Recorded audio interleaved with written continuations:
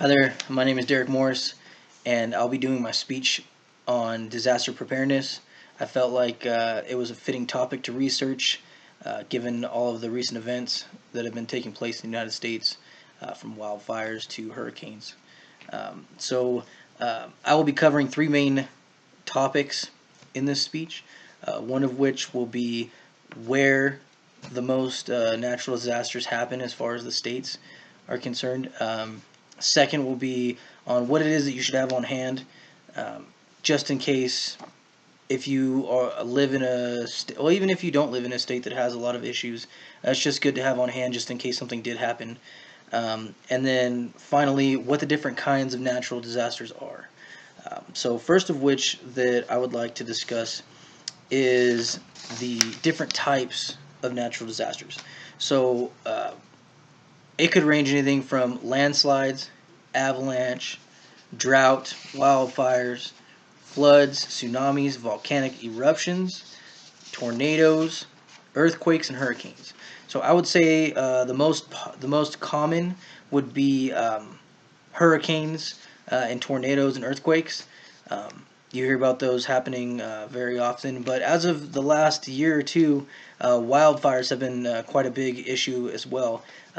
Where I used to live in California, basically the entire surrounding area has been having wildfire issues, and then currently, right now, about 30 minutes to an hour from where I used to live, is the entire town of Santa Rosa is pretty much burnt to the ground now.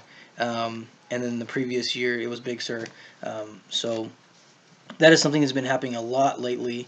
Um, Tornadoes are very common in places such as like Oklahoma and Texas. And then recently, the coast. Obviously, hurricanes have been causing some pretty bad issues there as well. And then, due to that happening, flooding has also occurred because of that. Um, and then droughts generally happen in more of the desert areas, but close by where I used to live in California, drought was a really big issue for several years, probably close to 8 to 10 years. We were having problem growing crops. It just very rarely rained, and it was becoming a statewide issue. Um, so I would say that I guess that one's common too as well. But the ones that do the most decimation, I would say, would be the hurricanes and tornadoes. Um, the second topic that I would like to talk about are what is it that you should have on hand all of the time, just in case something like this did happen, so that you could make a smoother transition um, into being able to go to a different place to find shelter somewhere else and be all right for the coming days until everything was sorted out.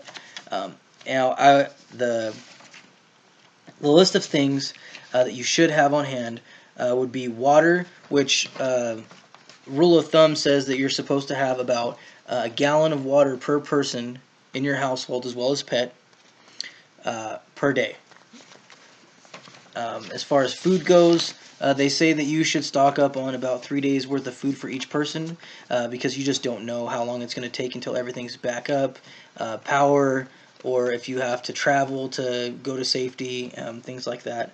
First aid kit is important just because, especially like in flooded areas and things like that, there's debris floating around. If you have to swim from one end or the other, chances are you might get cut on something that's floating down the river or down what used to be your main street.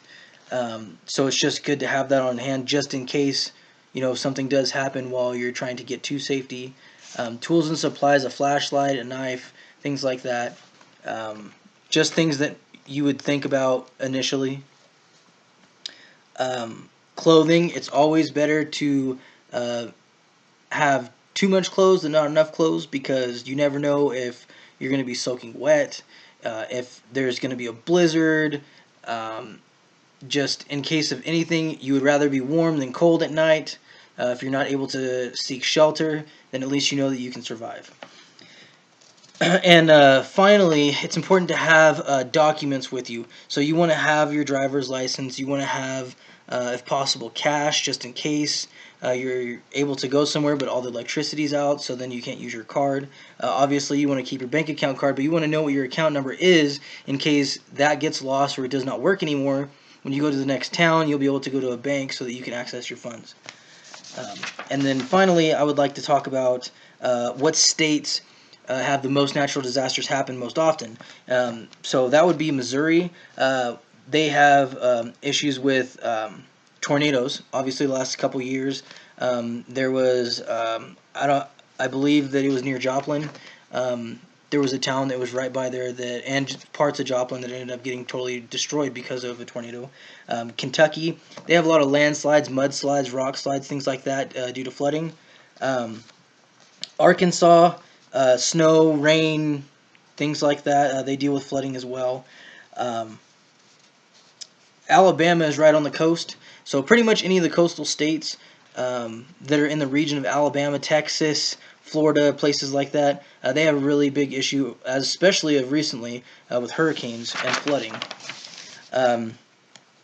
California is susceptible to a lot of different issues. They're susceptible to hurricane. They're susceptible to freezes. They're susceptible to major winter storms, landslides, floods, wildfires, earthquakes. I mean, you name it. It's a beautiful state, but with that comes a lot of possible disasters. And then Texas, obviously, hurricanes and tornadoes. So that is the end of my speech, but I would like to say where I got this information from, which would be listverse.com, and the writer was Raven. The other one was Smart Living, which was sponsored by Fox News, and the person that wrote that was Emily Coe. And then finally, Doug Whiteman wrote the article that I read on Bankrate.com. And thank you for listening to my speech, and I hope you enjoyed it and learned something.